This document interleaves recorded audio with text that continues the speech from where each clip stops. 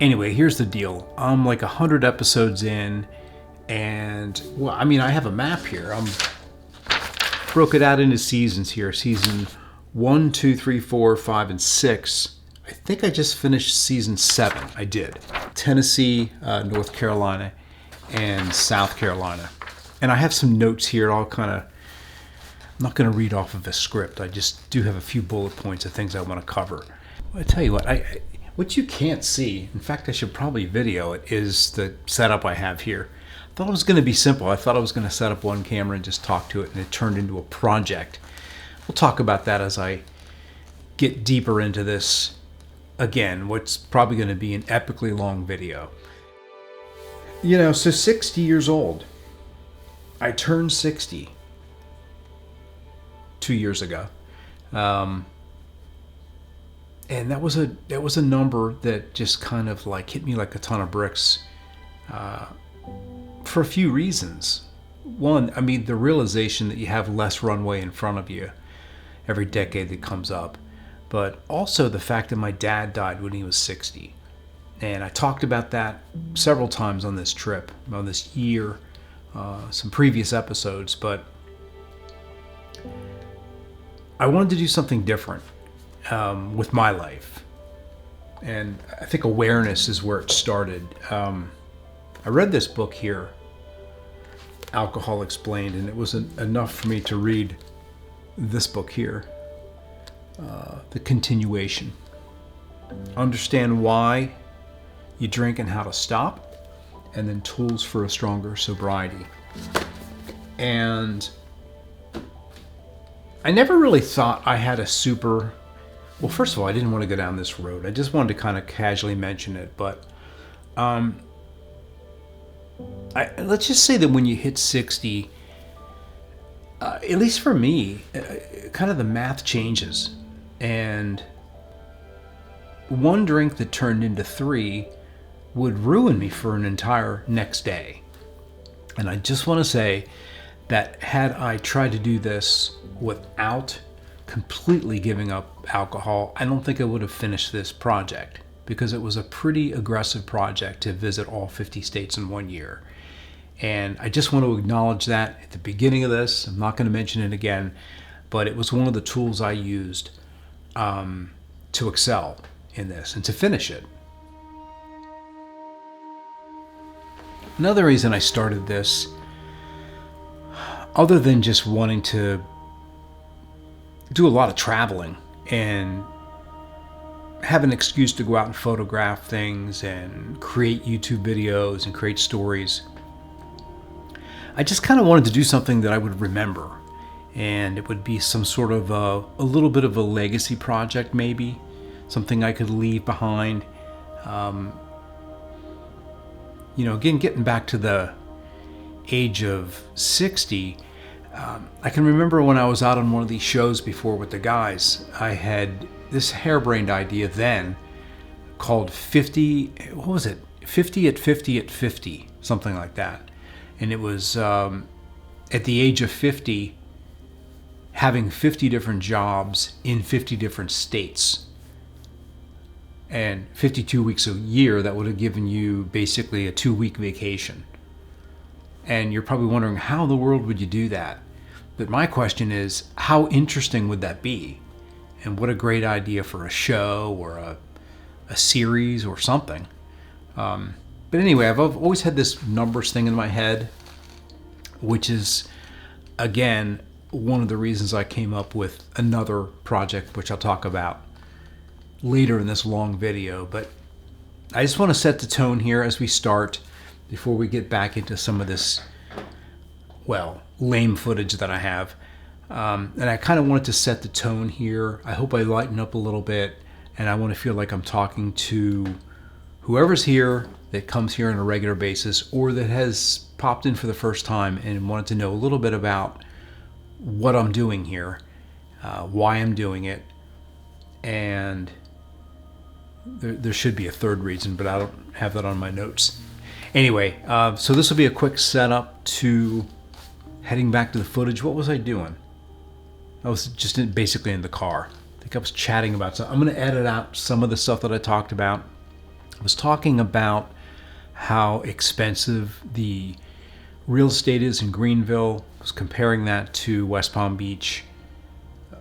Maybe I'll come up in the middle of that conversation. And, well, I did a lot of talking to myself in the car this year. Let's head back to the footage. Yeah, back when I used to visit this local wine bar and have a glass or three, and I was chatting with Lauren there about what's happening in West Palm Beach, and it's certainly what's happening in cities like Greenville. I don't have an answer, but as a business owner, I'm constantly looking at things to identify what the problem is, because when you fix problems, you have a business idea, essentially.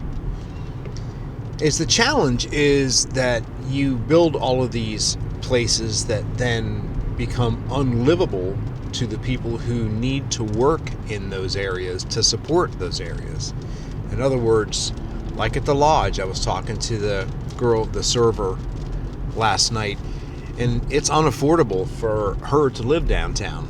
Now, she's a bartender that works at the lodge, probably making pretty good money with tips. But you have a whole host of people that support those large hotels and restaurants, front of house, back of house, the support systems, maintenance, everything. Some of those people don't want to live downtown, but I think a lot of them do, but they can't. It's unaffordable. You can't find a one-bedroom flat or a loft space for a studio apartment for, under, let's say, what's livable? I don't know, $1,000 a month, $1,500 a month? You can't find that in places like that. I think she said $1,600, which Stay in the middle lane. Seems almost livable compared to some of the prices that are going on in West Palm Beach right now, but I'm not sure what the pay rate is up here. Anyway, my point being is, where there's a problem, there's a solution, and I'm just not sure who goes out on a limb and creates something that is profitable for them to develop, but yet is cost effective to support these places. You hear it all the time. It's like you hear the problem, but who's coming up with the solutions? I just realized something. Today, I'm a Sunday driver. I just really feel like driving today. It's going to be like a little bit of a long drive day. I put in a few locations to take me to where I'm staying tonight, which is, I think it's called Bixby's Village, and it's on the south end it's south of the Charlotte Airport, which is where I leave from tomorrow. Originally, I was going to stay in Greenville 2 nights and then drive to the airport, but the weather's supposed to be a little iffy. Literally 100% chance of rain. So, and it might be icy rain, so I don't want to drive 2 hours in the morning or 2.5 hours in the morning to get to the airport, knowing it might be a little challenging of a drive. So I'm getting closer to the airport in a small place. It sounded cute. We'll see what happens. So I'm heading north, and I just saw a sign that said Asheville, 53 miles. I'm half tempted to drive up that way. I think it's a little out of the way, but anyway, I can see the mountains up ahead of me. The Blue Ridge Mountains. I had somebody ask me the other day what I liked most about this project, or what resonated with me the most after doing this for a year. And, by the way, nobody did ask me that. I just figured it was a way to slide into this. I learned a lot about myself. I think I slowed down a bit. I was pretty high strung there for decades in the industry that I was in. Just for a little filler, I have been lighting events special events for the last, 42 years. And I still do, just not to the extent that I did before. And I think the year of, the pandemic year really did it for me. Some states did better than others. Florida did pretty good, opening up fairly quickly, but it took a long time for people to actually want to get together in groups again. And my industry, which is live events, is an industry that actually thrives in people getting together. And so it took a little while, and it gave me a lot of time to think about, am I done? Not by choice, but is my industry finished? And then the deeper I thought about it, the deeper I realized that, maybe my interests have moved on to other things. I think I found new purpose, or a new purpose, and that was sharing my story as it evolved and as it's evolving. And I'm able to use my creativity. When I'm editing here, it's very similar to programming lighting for an event. You're working on a timeline, working with colors, I'm integrating other visuals and audio. The gear, geez.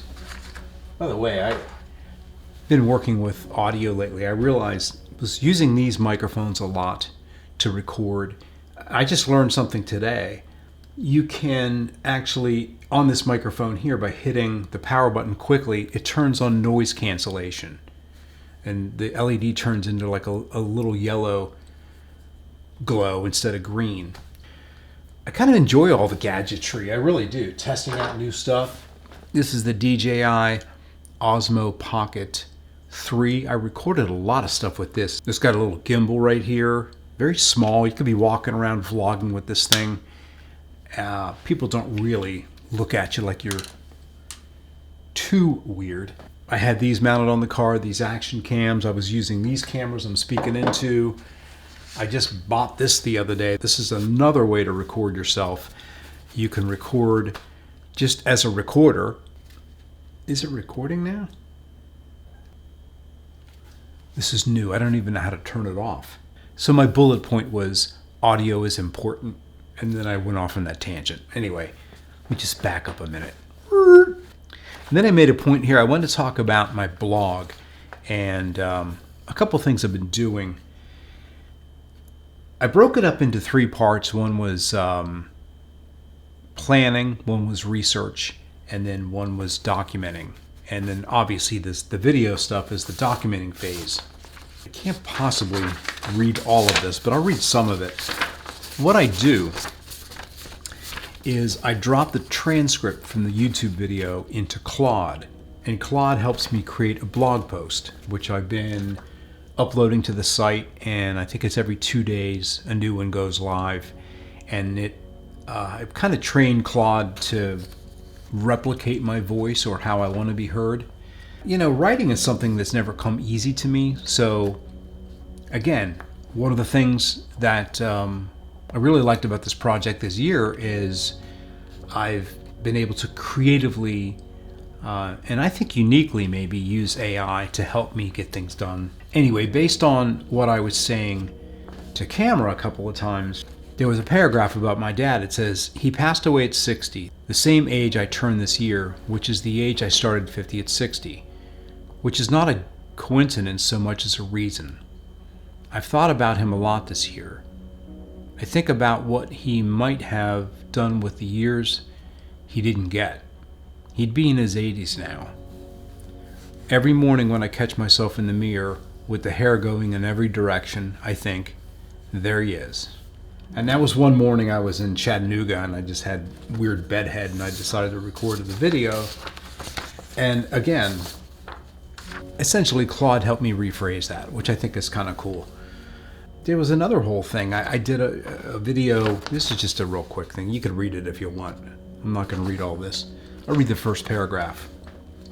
What I learned. The alcohol-free year was the clearest answer. Started it out as a dry January. Felt so different by February that I just kept going. The math eventually got too obvious to ignore. 3 glasses of wine and the next day was gone. lethargic, foggy, half-speed. The alcohol-free version of me produced 93 episodes of a project that didn't exist a year ago. I'm staying on this path. The camera roll confirmed the rest of it.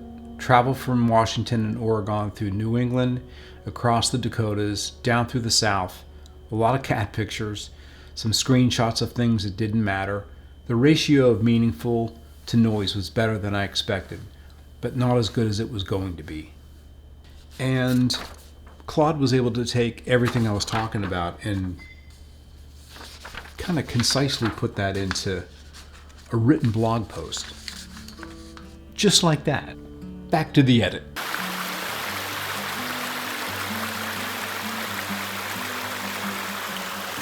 Poinsett Bridge, built in 1820,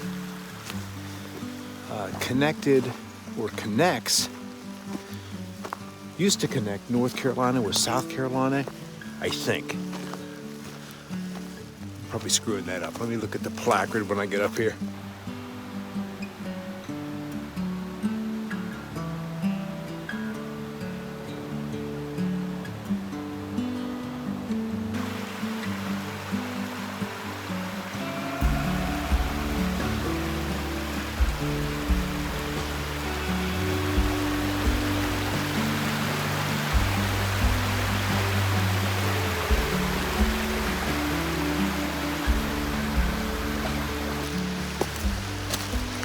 Yeah, it's not every day you get to walk over a bridge that was built in 1820. Very cool. It's one of the reasons I liked traveling Europe, and I've been to Europe so many times, is the age of things. Makes you think. About what? I have no idea. That was an interesting stop. So we're headed off now to another bridge. This one is a covered bridge, and I think it's pronounced Campbell's or Campbell's. Not sure. Covered bridge. And from what I gather, it might be the last and only covered bridge in South Carolina. Not really sure. I turned the camera on because of what I was driving through, and of course I don't see it now, but oh, there you go. Off to the right side, and hopefully we'll probably see a lot more. I'm absolutely convinced that this area here, although not as bad as Lake Lure and parts of North Carolina that are still closed, did catch a lot of that hurricane and tornadic activity that happened in October. And I say that because I was talking to that couple the other night who live in Greenville, and I guess he's an insurance adjuster. There was a ton of insurance claims that were processed in the millions, even in his area, in the Greenville area, believe it or not. So I just was on this smaller mountain road from the last bridge I was at, and it looked like these trees were just cut within the last 2 weeks. There was about 30 or 40 stumps that were tilted into the road. Again, it would have been good to have a little footage of that, but I'm not going back. You have to trust me on this one. All right, we got about 10 minutes until we arrive at this covered bridge, and I hope you're enjoying the scenery. I'm enjoying the ride, actually.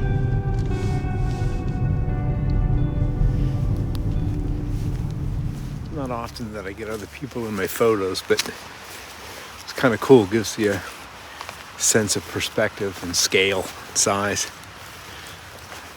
Campbell's Covered Bridge, built in 1909. Last extant covered bridge in South Carolina. 1909. It's when the first penny was pressed. actually have one. 1909 Lincoln Penny.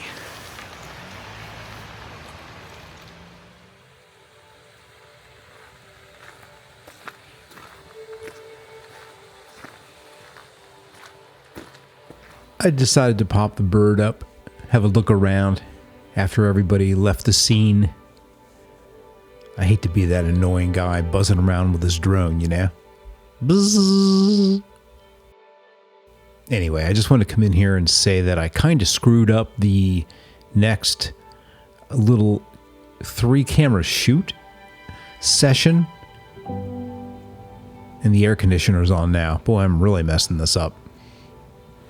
I just want to say that, if you can hear me over the AC, that what I'm trying to do in this next segment, or describe, is the result of a little conversation I had to myself while I was driving. And I think it actually happened on my way to the airport, but let's not tell anyone that we're doing this out of order.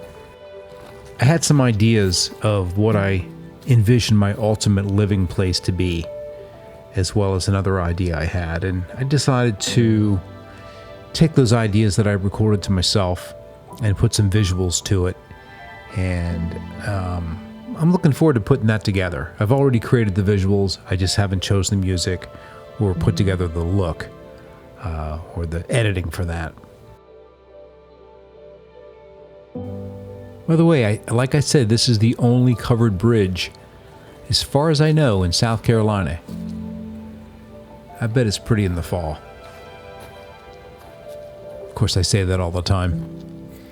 Anyway, back to me with the 3-camera shoot in the studio.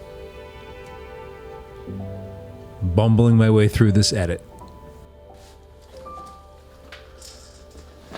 All right, so this next little bit that we're going to go into, I was talking in the car while I was driving. I was brainstorming a little bit. I had this idea that I was going to record into, it's actually going to record into one of these here.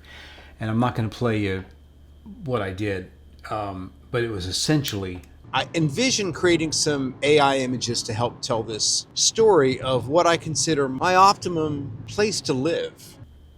I was kind of talking about my ultimate home. You know, one of the things I was doing when I headed out this year, in addition to all the reasons I've talked about so far, I wanted to kind of be on the lookout for somewhere that I might want to home base myself, or maybe have a second home, or a temporary place to go, kind of as a snowbird. I think it's going to be easier for me to record into this and show you some visuals on the screen. Kind of make this a little bit more of a dream sequence. So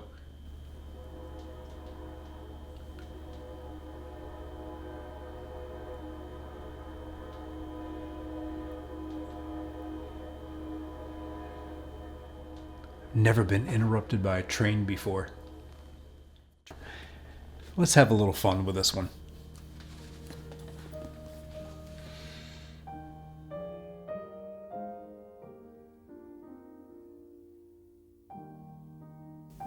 So one of the things I allowed myself to do a little bit while I was driving was just make a few notes into the recorder.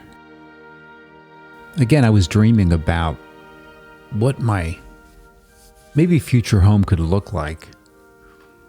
I had this village in my mind, maybe something from the Cotswolds or something very European feeling. You know, just a small little town with a little coffee shop. Of course, there's got to be a coffee shop, but it needs to be functional, but really feel like a village. Old world, small scale, built for artists and creatives. A safe place to walk. Where I live is a little, well, in this dream anyway, a small little 2 or 3 bedroom little cottage that has a little sidewalk that goes down the side past the pond, or I guess pool in this case. Pool or a pond. It curves past some flowering bushes to a little artist cottage out back where I could create or work or whatever I feel like doing that day. Paint, photograph, edit videos. Basically a place to just be creative. The town gets 4 seasons, but nothing harsh. We have a nice long fall with beautiful color, and the winters get a light dusting of snow, but nothing too harsh. While I was dreaming, I started making some notes of another idea I had, more of an investment that I could put some creative work into and put together, not necessarily run. I would love to have a staff running something like this, but I see like a tiny home village that is set up as a rental community, but it's also a place where creatives can gather for various outings, retreats, gatherings, but basically an oasis that pays for itself. And I see them as small units, all individually designed and decorated with a common space. One of the ideas for the design would be, more like a Scandinavian architecture, dark timber, clean lines, a nice community fire pit, like something plucked out of Norway. Another option, of course, is a Mediterranean design, whitewashed walls, terracotta, and a nice long table for get-togethers. Again, a central hub for connection. Of course, a completely different design idea that would really be honest about where it is, or where I would think about this happening, would be more Appalachian in its theme. Timber frames, use of stone, rocking chairs, everything centrally located around a lake. I love all these design ideas, but I think that was probably the one that would be, most practical here in the region I'm thinking about. Somewhere in the Appalachian Mountains. Well, you could probably do that with sprinkling in a little bit of the other design styles as well. Getting back to the town, I had mentioned a gazebo also in my notes with a little babbling brook that leads down to the larger lakes. Again, none of these images have any people in them. Quite the utopia, actually. This perfect utopia that I'm thinking about, of course, would have to be somewhere in the country that I could access other parts of the country. I see it as a place that I can RV from, also being close to a major airport, close to the conveniences of like a Walmart or big box stores. It'd be on the other side of town. I don't know, can you imagine it? Heading back to reality, I think I was bumbling around somewhere, probably trying to find a lake. I think in my mind's eye I had a vision of something close to what I've shown you here, but I couldn't seem to find it. I was actually just looking for a place to launch the drone. And, I was pretty unsuccessful at it. But we'll head back there. What do you think of the scarf, by the way? Frank, what do you think? Remy on the road. All right, let's hit the road. Where are we going next? I don't even know. Eventually making it to Lake Wylie. I hope before sunset. I'd like to get one final drone ride or drone flight in. So that's what we got.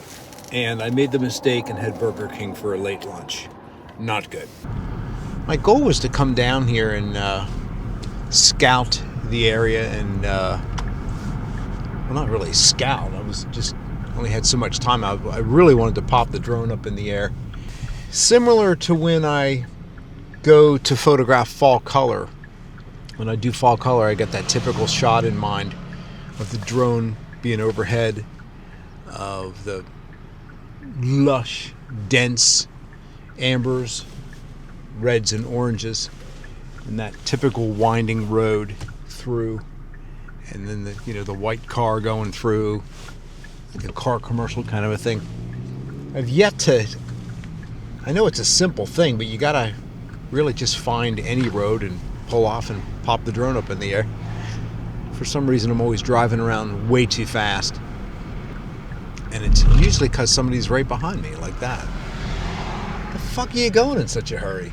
This lake, similar to a lot of lakes up here, they're not round lakes like a typical round pond kind of a lake. They're lakes that have these little fingers of water, fingers of land, and then little islands. And it's the perfect drone flight area for me, regardless of whether it's lush or colorful during the fall or bare branches like now. I just like the topography.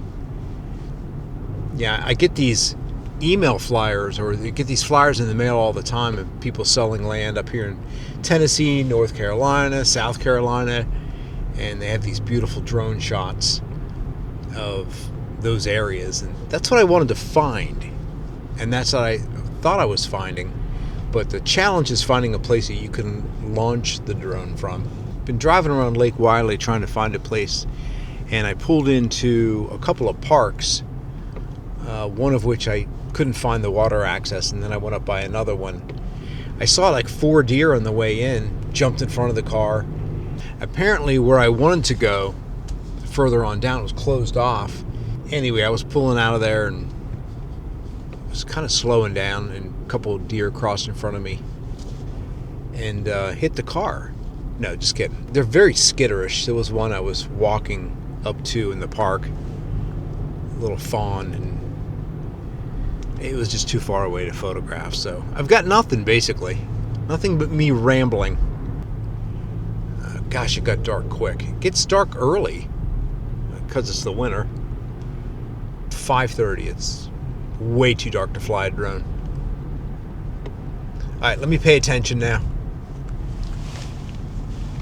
I'll get back at you in a few.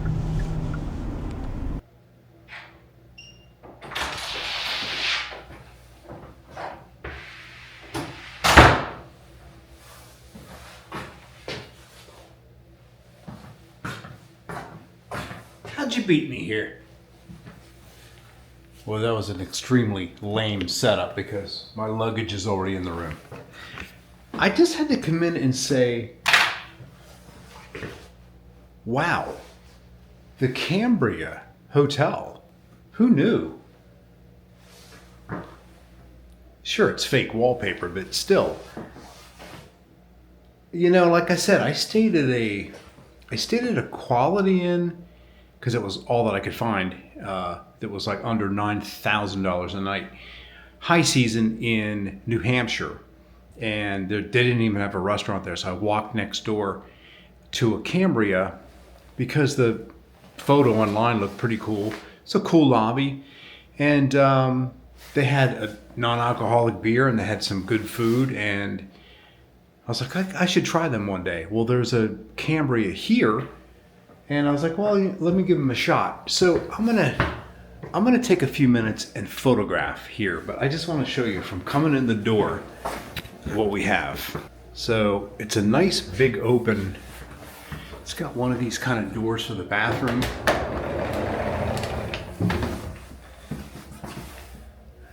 Angle's not wide enough to really see it. I figured Choice Hotels, it's going to be kind of lame, like a Quality Inn or something. I really like it. Nice floor, durable, walk-in shower. It's a bathroom for you.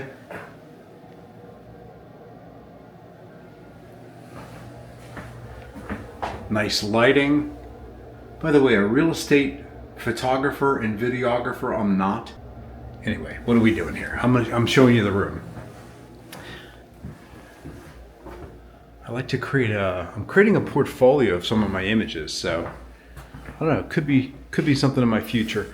Anyway, Choice Hotels, they gave me a little bag with a little bottle of water and some cookies.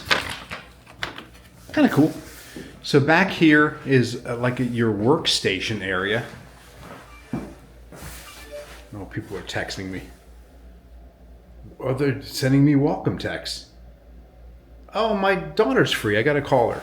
Anyway, I'm going to take some photos of the room in a few minutes. But there's like a dividing wall. Here's the bed. I just backed into the TV. There's a sitting area over here, a little table. I really like this. Again, nice colorful photos. A lamp here. Window to God knows what. It's too dark out. Let me tell you something. Reasonably priced. I can't remember what I paid. I paid like an airport hotel rate because I'm like 20 minutes away from the airport. I'm digging it. We'll get some shots before I screw the room up. I'll flatten the bedspread. Bring in some fresh flowers. We don't get that carried away. Anyway, I'll just take a few shots to add to the portfolio. And if they come out good, I'll share them right here. Yeah, I think we're going to continue this vlog. We're going to do something in the morning. I don't know what. I think it will be highly unsuccessful. But we're going to try to photograph something here in North Carolina, South Carolina before we leave. All right, I'm going to call my daughter now. Got to get something to eat and photograph the room. I'll see you in the morning.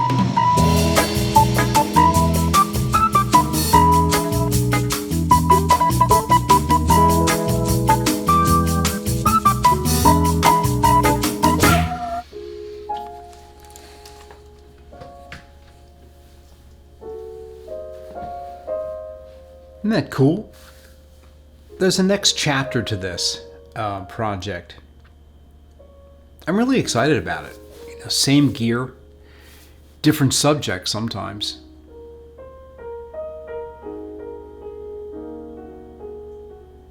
I've really been thinking about what it means to tell the story of others.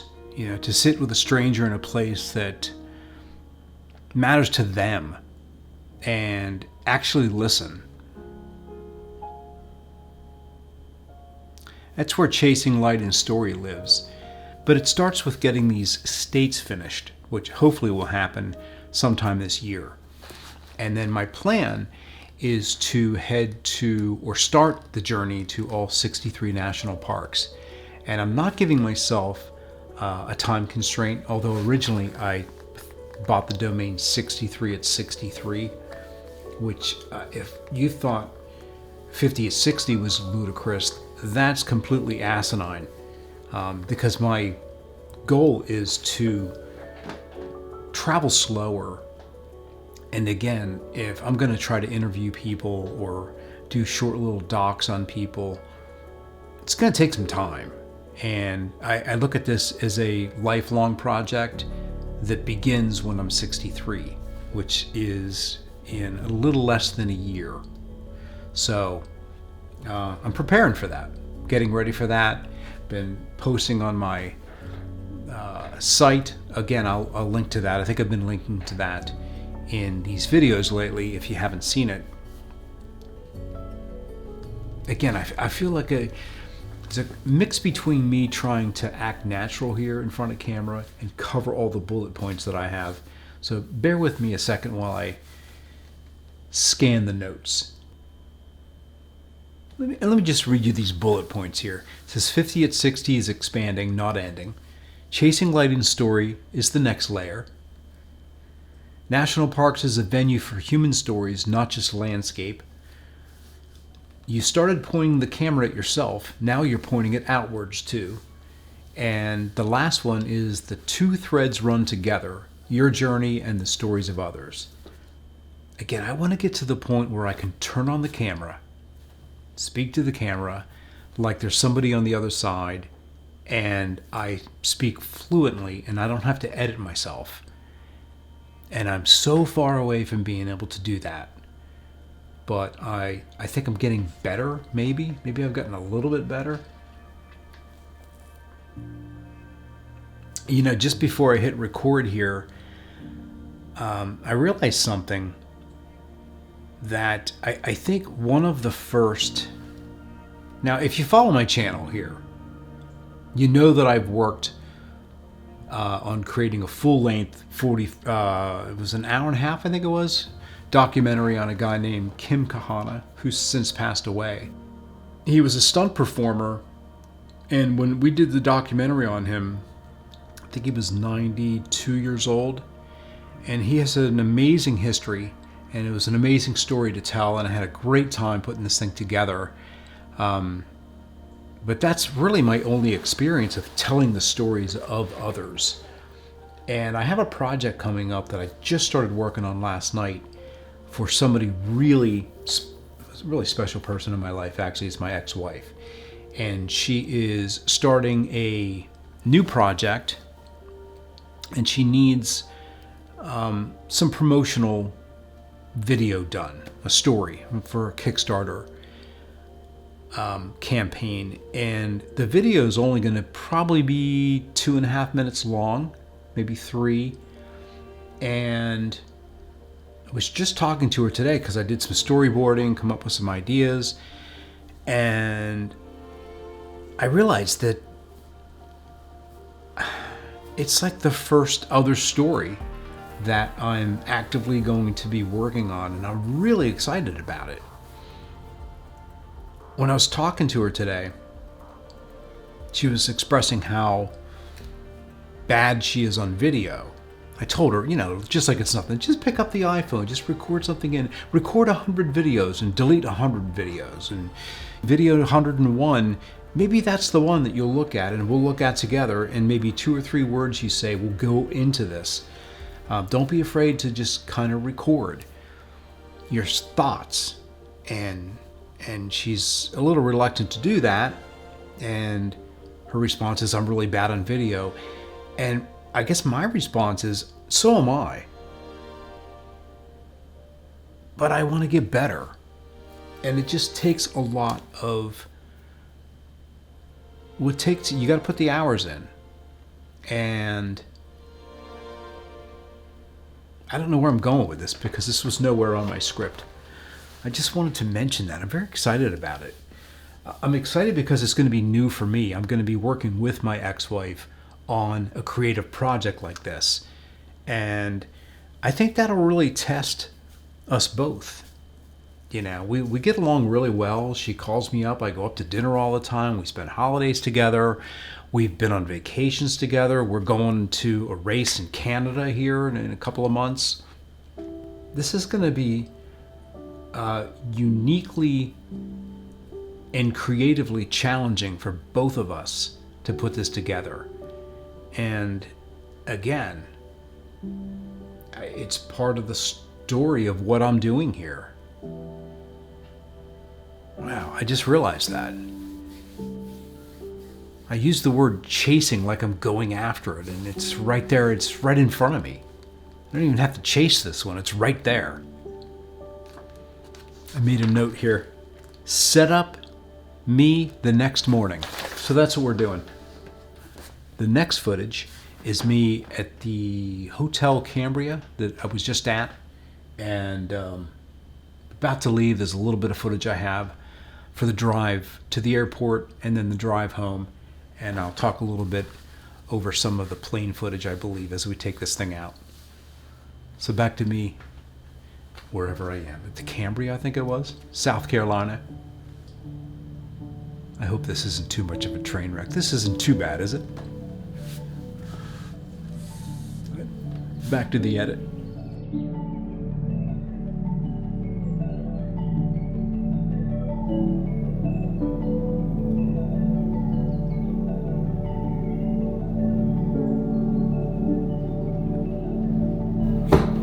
Good morning. I hope I didn't miss breakfast. I have a feeling I did. really good night's sleep. I don't know what kind of mattress they use, but man, it was comfortable. Let me see if I got my keys here. Heading down. I'm running a little bit behind schedule, but really don't have that much of a schedule. My flight board's at 2. I want to be there by noon. It's half hour away, and it's like 9 o'clock, so we're good. I don't think they're still serving breakfast, though. Let's go see. You know, again, I had a, preconceived conception of what a Choice Hotel was going to be. Like, I'm very surprised with this brand. The Cambria.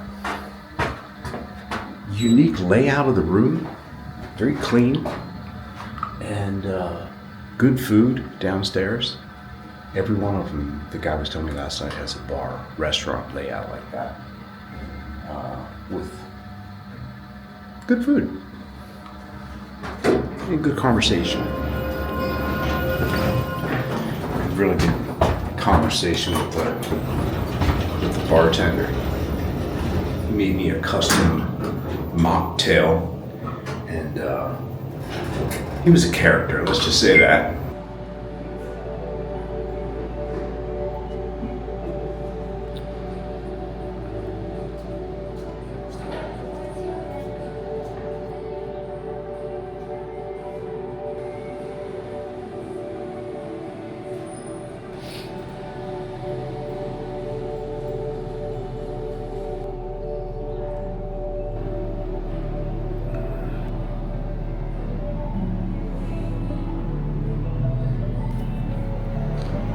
Convenient little nook to continue my journaling. So, yeah, I would definitely stay at a Cambria again. Very nice. The breakfast is not included, but it's reasonable. Had a good, bacon and eggs, fruit, coffee, nice conversation. They always have people that are, I don't know, from my experience so far, most of the people that work at these Cambrias, and I only have experience of 2 of them, are really nice people. It's all in the training and the hiring, I guess. Anyway, gonna just do a little bit of journaling here, finish my thoughts out. We're coming down to a close on today's episode, I believe. Unless anything interesting happens on the way to the airport, which there's a chance it will in this rain. I have to stop off at the post office and send off some, pamphlets. We all know I have a pamphlet problem, so I've got to do that. That's really the only thing. And I don't think the season's over yet. I think I'm gonna include, we got North Carolina, South Carolina, Tennessee. I think the balance of the season is going to be a couple of other states nearby.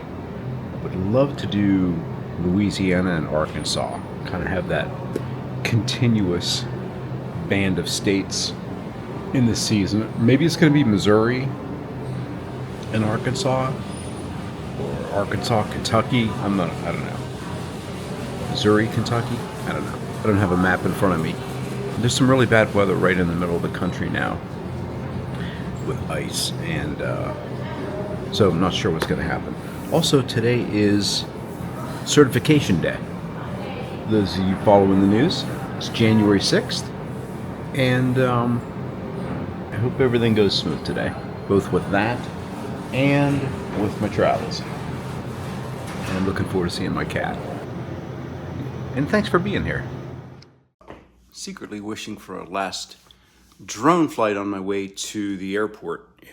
If I was going to do it, it would be on that Lake Wylie up there.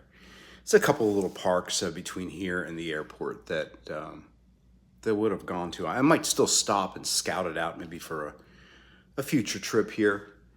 Anyway, got to hit the post office. I'm all packed up and ready to go. It's time to go drive in the rain and safely get to the airport. I'll see you along the way.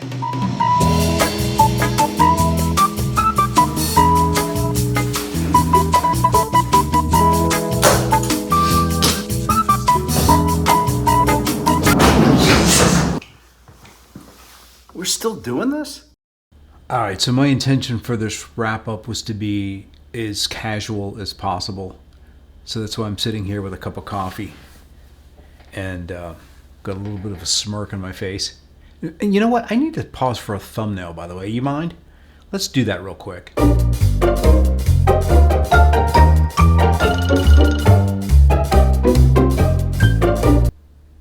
You know, when I first started this project out, I thought I was going to be, a bevy of information, tactile information. You know, how do you do this on a budget? How, specific places to go, what to see, how much is this going to cost? And I ended up creating none of that. And what I hope I did was create a collection of little mini stories that inspire you to maybe try something new. Doesn't have to be doing exactly what I did here, traveling to all 50 states in 1 year like a lunatic. It could be starting whatever project that is, or to maybe give yourself the time to really do a deeper dive into what makes you tick, maybe what's working, what you might want to try next in your life. I'm having a hard time wording this, but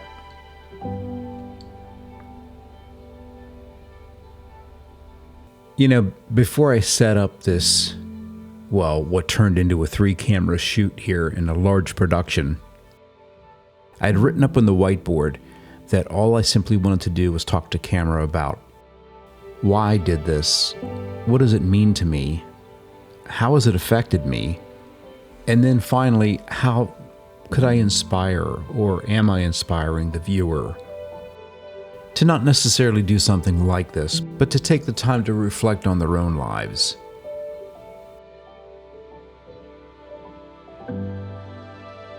And at the very least, I hope I answered some of those questions.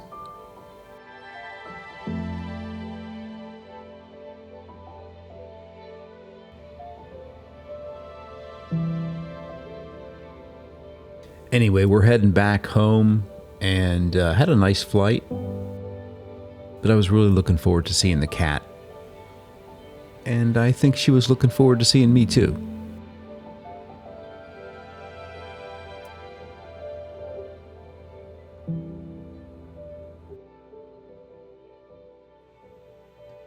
I needed to use the stapler, but she was using it as a pillow. What you looking at, man? Oh, she's looking at... the sunlight's reflecting off my phone screen. She's like freaking out now. Look at the sun, Captain. Love you, man. All right, so I'm done with the video, but I just realized I had this. I was charging this thing. I forgot to have the light on for this thing. What an idiot. I'll see you on the next one.